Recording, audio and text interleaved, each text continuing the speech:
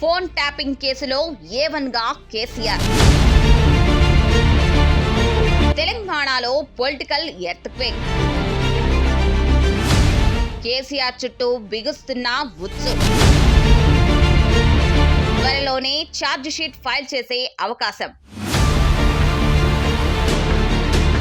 తెలంగాణ రాజకీయాల్లో ఇంతకు ముందెన్నడూ లేనంతటి అత్యంత ఉత్కంఠభరితమైన సంచలనాత్మకమైన మలుపు చోటు చేసుకోబోతుంది. తెలుగు రాష్ట్రాల చరిత్రలోనే కాదు, దేశవ్యాప్తంగా పెను సంచలనం సృష్టించబోయే ఒక బిగ్గెస్ట్ బ్రేకింగ్ న్యూస్ ఇప్పుడు తెరపైకి వస్తుంది. గత కొంతకాలంగా తెలంగాణను కుదిపేస్తున్న ఫోన్ ట్యాపింగ్ కేసు ఇప్పుడు తుది అంకానికి చేరుకుంది. ఇప్పటి వరకు కేవలం కింది స్థాయి సిబ్బంది, పోలీసు ఉన్నతాధికారుల అరెస్టు చుట్టూనే తిరిగిన ఈ దర్యాప్తు తాజా పరిణామాలతో నేరుగా రాజకీయ అగ్రనాయకత్వాన్ని తాకబోతుంది. ఈ కేసుకు సంబంధించి ప్రత్యేక దర్యాప్తు బృందం మరో కీలకమైన అనుబంధ ఛార్జ్ షీట్ దాఖలు చేసేందుకు సర్వం సిద్ధం చేసింది.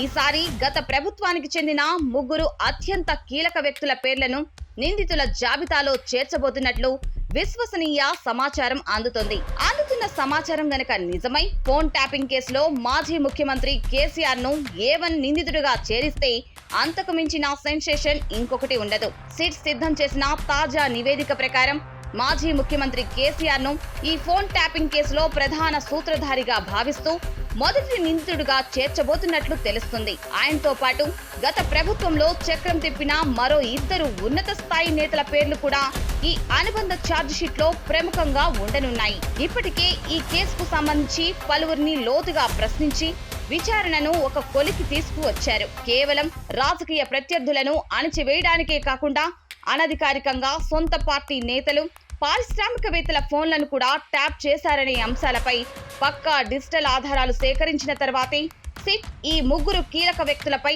చట్టపరమైన చర్యలకు పూనుకున్నట్లు సమాచారం. ఈ దర్యాప్తులో అత్యంత విస్మయకరమైన అంశం ఏమిటంటే ట్యాపింగ్ కు గురైన బాధితులు, అలాగే ఇప్పటికే పట్టుబడిన నిందితుల నుంచి సిట్ సేకరించిన సంచలన వాగ్మూలాలు, ట్యాపింగ్ కు సంబంధించిన పక్కా ఆధారాలు, రికార్డులను సేకరించిన దర్యాప్తు అధికారులు సాక్ష్యాలు బలంగా ఉన్న పలువురు ప్రముఖులను రహస్యంగా పిలిపించి నాడు రికార్డ్ చేసిన వారి వ్యక్తిగత ఫోన్ సంభాషణలను స్వయంగా వినిపించారు. ఆ ఆడియో క్లిప్పింగ్లు విన్న తర్వాతే అధికారులు వారి అధికారిక వాంగ్మూలాలను నమోదు చేశారు. ఈ రికార్డింగ్ లో కీలక నేతల స్టేట్మెంట్లే కోర్టులో ఛార్జ్ షీట్ కు ప్రధాన సాక్ష్యాలుగా నిలవనున్నాయి.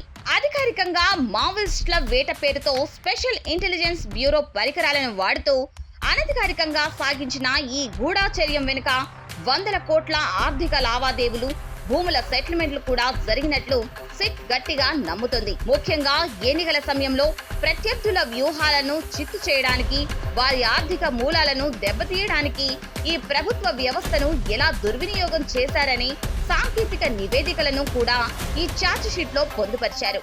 అందుతున్న సమాచారం గనక నిజమైతే సిట్ దాఖలు చేయబోయే ఈ అనుబంధ ఛార్జ్ షీట్ తెలుగు రాష్ట్రాల రాజకీయాల్లో ఒక పెద్ద భూకంపమే సృష్టించనుంది. ఒక రాష్ట్ర మాజీ ముఖ్యమంత్రిని తొలి నిందితుడిగా చేర్చడం అనేది దేశవ్యాప్తంగా బిగ్గెస్ట్ బ్రేకింగ్ న్యూస్ గా మారడమే కాకుండా గులాబీ అగ్ర నాయకత్వం చట్టపరంగా ఊహించని ఇబ్బందులను ఎదుర్కోవాల్సి వస్తుందనడంలో ఎలాంటి సందేహం లేదు.